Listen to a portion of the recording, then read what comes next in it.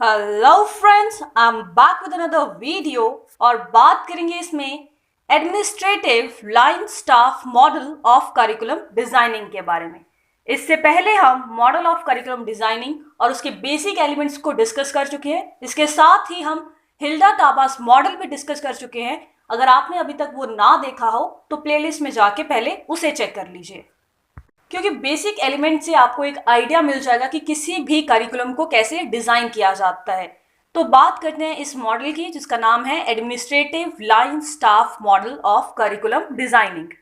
तो ये one of the oldest and widely used model है। इस एनसीटीई, एनसीईआरटी और यूजीसी इसी मॉडल को फॉलो करते हैं। सेलर, अलेक्जेंडर और लुइस द्वारा दिया गया था ये। इसे top down line staff model भी कहा जाता है, क्योंकि टॉप टू डाउन चलता है ये। जैसे कि हायर अथॉरिटीज कुछ डिसाइड करती हैं और जो डाउन लेवल पे काम कर रहे हैं टीचर्स वगैरह, वो इस चीज़ को क्या करते हैं, फॉलो करते हैं, इम्प्लीमेंट करते हैं।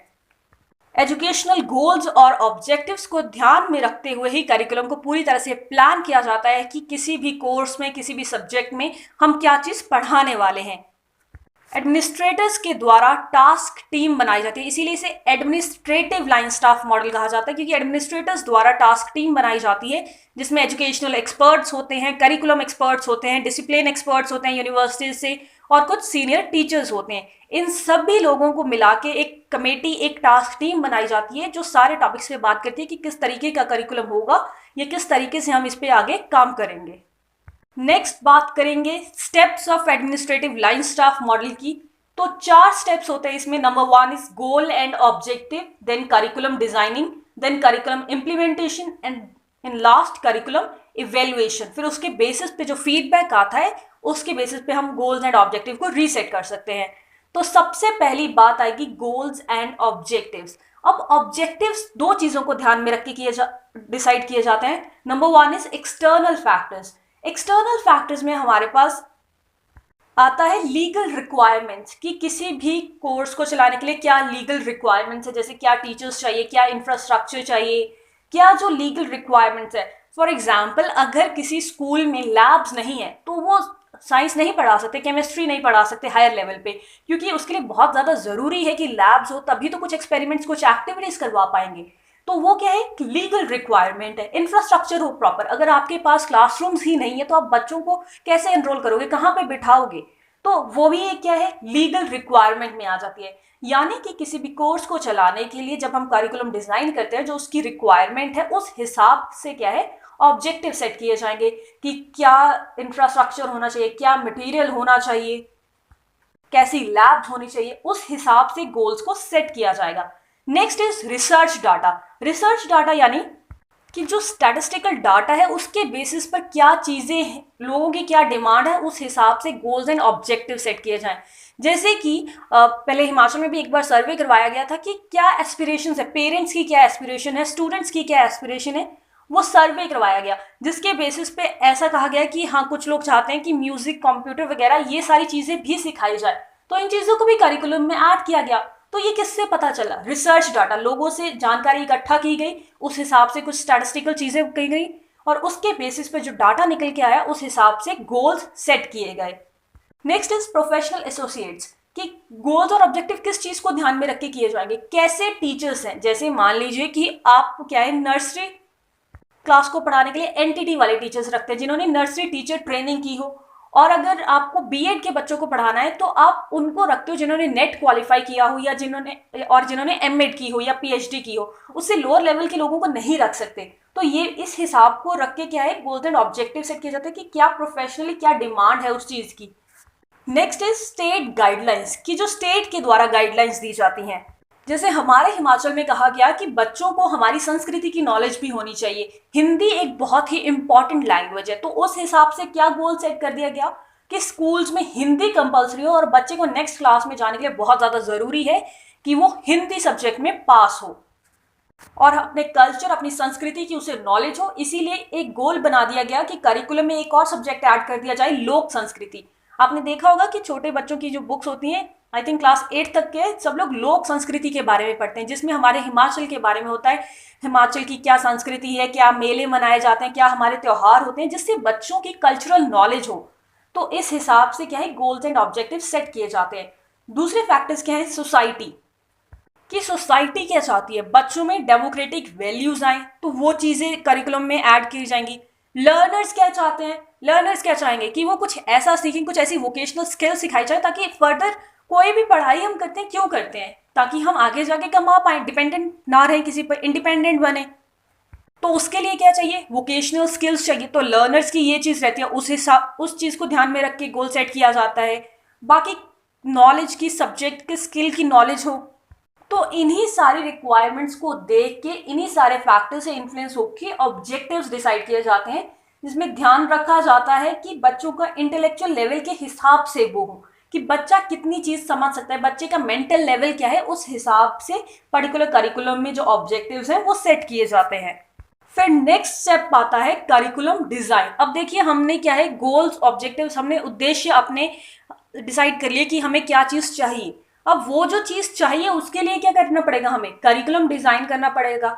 कोई भी चीजें डायरेक्टली हम कुछ सोचते हैं तो डायरेक्टली नहीं कर देते हैं, उसके लिए क्या करते हैं, एक पूरा तैयार करते हैं, प्रक्रिया क्या होगी वो सारी चीज हम तैयार करते हैं। तो उसमें क्या आ जाएगा, डिजाइनिंग आ जाएगी, कि डिसीजन लेंगे कि क्या हम लर्निंग अपॉर्चुनिटीज बच्चों को प्रोवाइड करवाने वाले हैं, उसके लिए क्या प्लान होगा हमारा, क्या प्रोसीजर हम फॉलो करेंगे, क्या चीज़ों की नॉलेज बच्चों को होनी चाहिए, क्या स्किल्स हम देंगे। ये सारी चीज़ें क्या है, डिज़ाइन की जाएंगी, इन पे डिसीजन लिया जाएगा।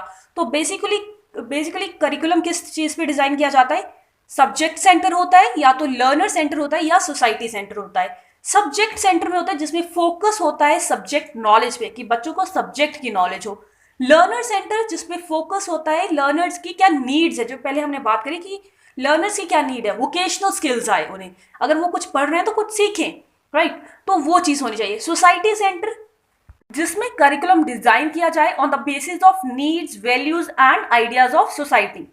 नेक्स्ट आता है करिकुलम इम्प्लीमेंटेशन। सबसे पहले क्या किया, गोल्स सेट किए, फिर क्या किया, करिकुलम को डिजाइन किया कि हम किस तरीके से इन चीजों को लागू करेंगे, क्या हमारी स्कीम होगी, क्या प्लान होगा, ये सारी चीजों को एनालाइज किया और तैयारी की उस हिसाब से।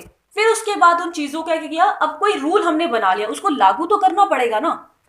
और ऐसा कहा जाता है कि आप भले ही कितना अच्छा प्लान क्यों ना बना लो, कितना अच्छा करिकुलम डिजाइन क्यों ना कर लो, लेकिन जब तक आप उसे प्रॉपरली एग्जीक्यूट नहीं कर पा रहे हो, वो सारा बर्बाद है, उसका कोई मान्य ही नहीं है, कोई मूल्य ही नहीं है उसका, यानी कोई मान्यता नहीं है। जैसे मान लीजिए कि आप भी क्या करते हो कि प्लान बना लेते हो कि हाँ मैंने सुबह जल्दी उठना है, पढ़ाई करनी है, और आपने पूरा सोच लिया कि आप क्या करेंगे, अलार्म लगाएंगे, ये करेंगे, वो करेंगे, लेकिन आप क्या कर रहे हो, आप उस प्लान को एग्जीक्यूट नहीं कर पा रहे हो।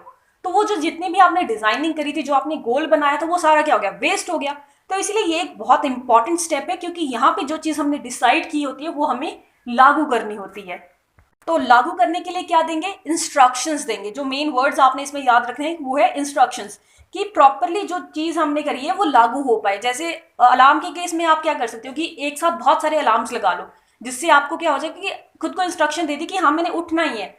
फिर नेक्स्ट चीज क्या होगी, टीचिंग स्ट्रैटेजीज, की हम क्या स्ट्रैटेजीज अपनाएंगे बच्चों के लिए। तो वहां पे क्या है कि आप एक साथ 3-4 अलार्म लगा लो, एक पे नहीं उठोगे, दूसरे पे नहीं उठोगे, तीसरे पे तो उठोगे ना, इतने बेशरम तो नहीं हो सकते हो। तो उसी तरीके से क्या है कि करिकुलम इंप्लीमेंटेशन में क्या है, इंस्ट्रक्शंस होंगी और गोल्स के बेसिस पे टीचिंग स्ट्रैटेजीज होंगी, और बच्चों को कोई भी एक्टिविटीज वगैरह करने के लिए गाइड किया जाएगा, ताकि जो चीजें हमने पहले डिसाइड कर रखी हैं गोल्स के हिसाब से, उनको सिस्टमैटिक वे में बच्चों की मदद से ऑर्गेनाइज किया जाएगा, बच्चों को पूरी इंस्ट्रक्शंस दी जाएगी, ताकि करिकुलम के गोल को अचीव किया जा सके। नेक्स्ट है करिकुलम इवेल्युएशन। अब इसमें पूरे स्टेप्स में हमने क्या किया, उस चीज को हम इवेल्युएट करेंगे कि हमारे एक्सपेक्टेड लर्निंग आउटकम्स आए हैं या नहीं आए हैं। और इसको किस तरीके से कर सकते हैं, फॉर्मेटिव और समेटिव इवेल्युएशन के बेस पे कर सकते हैं। फॉर्मेटिव इवेल्युएशन क्या होती है, जब हम सेशन के बीच में ही बच्चों को इवेल्युएट करते हैं, तो उससे क्या है, हमें मौका मिलता है कि हम बीच में ही कुछ थोड़े बहुत चेंजेस ला सकें। जैसे एफएस जब होते हैं, तो अगर बच्चे के मार्क्स कुछ अच्छे नहीं आते, तो टीचर्स क्या करते हैं, रेमिडियल क्लासेस चलाते हैं, ताकि बच्चे को और अच्छी नॉलेज हो पाए उस पर्टिकुलर सब्जेक्ट की, या जहां उन्हें लगता है कि बच्चे में कमी आ रही है उस चीज को दूर किया जा सके। नेक्स्ट चीज होती है समेटिव इवेल्युएशन। अब समेटिव इवेल्युएशन क्या होती है, आखिरी में करवाई जाती है। तो इसमें क्या है, हमारा जो टोटल करिकुलम प्लान था उसको हम इवेल्युएट कर सकते हैं। अब ये जो इवेल्युएशन आती है, वो एज अ फीडबैक की तरह काम करती है करिकुलम डेवलपर्स के लिए कि करिकुलम में क्या अच्छी बातें हैं जिन्हें कंटिन्यू करना चाहिए, क्या कुछ थोड़ा बहुत चेंज करना चाहिए, किन चीज़ों को एलिमिनेट कर देना चाहिए। जैसे कि हमारे बीएड की ही अगर हम बात करें तो पहले क्या होता था, बीएड 9 मंथ्स की होती थी, लेकिन उन्हें क्या लगा करिकुलम डिजाइनर्स को कि जो चीज़ें हमारे जो गोल्स हैं वो इतने कम समय में पूरे नहीं हो पा रहे हैं, तो उन्होंने क्या किया कि इसका टाइम पीरियड बढ़ा दिया, इसे 2 साल का कर दिया। तो इस तरीके से करिकुलम डेवलपर्स को अगर कहीं पे लगता है कि कुछ गलती है या कुछ चेंज करने की ज़रूरत है, वो इवेल्युएशन के बेसिस पर जो उन्हें फीडबैक मिलता है वो उससे वो काम करते हैं, वो चेंज कर देते हैं उस चीज़ को। और ये फीडबैक करिकुलम इवेल्युएशन से मिलता है, स्टूडेंट्स द्वारा दिया जाता है, टीचर्स द्वारा दिया जाता है, या फिर उस फील्ड में जो एक्सपर्ट्स हैं वो देते हैं कि हाँ यहाँ पे चेंज लाने की ज़रूरत है। तो जो करिकुलम डिज़ाइनर्स होते हैं वो कोशिश करते हैं कि उस इशू को रिजॉल्व किया जा सके, उस प्रॉब्लम को रेक्टिफाई किया जा सके, ताकि करिकुलम को और ज़्यादा इफेक्टिव बनाया जाए। तो अब इस टॉपिक को कंक्लूड करेंगे कि ये मॉडल क्या है, one of the most widely used model है, जिसमें इन्वॉल्वमेंट होती है एडमिनिस्ट्रेटर्स की, एक्सपर्ट्स की, सीनियर टीचर्स की और बाकी जो नॉलेजेबल पर्सनालिटीज होती हैं उस फील्ड की।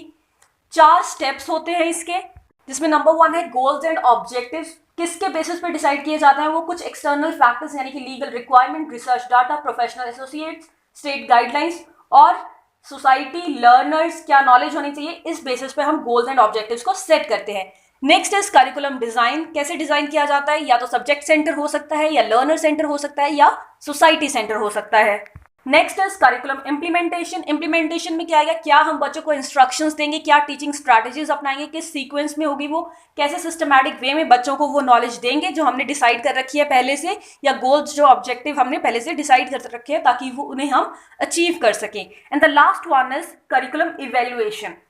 फॉर्मेटिव असेसमेंट और समेटिव असेसमेंट की बेसिस पे हम इवेल्युएट करेंगे कि जो हमारा करिकुलम था वो कितना सक्सेसफुल हुआ है, या फिर उसके बेसिस पे हमें फीडबैक मिलेगा और उस फीडबैक से डिसाइड कर सकते हैं कि कहाँ पे क्या चेंजेस लाने हैं, कौन सी चीज़ कितनी अच्छी है या किस चीज़ में कितना चेंज करने की ज़रूरत है, ताकि करिकुलम को और ज़्यादा इफेक्टिव बनाया जा सके, जो उसके गोल्स, जो उसके ऑब्जेक्टिव्स हैं उन्हें ईजिली अचीव किया जा सके।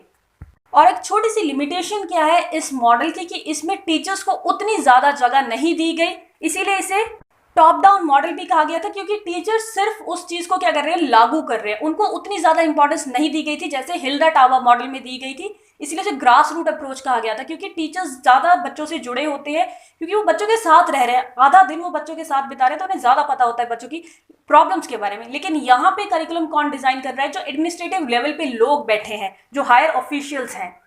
तो आई होप आपको ये टॉपिक क्लियर हो गया हो। फिर भी कहीं पे भी कुछ डाउट है तो आप कमेंट सेक्शन में मुझसे पूछ सकते हैं, और अगर आपको वीडियो थोड़ी सी भी इंफॉर्मेटिव लगी हो तो अपने फ्रेंड्स और क्लासमेट्स के साथ शेयर जरूर करें।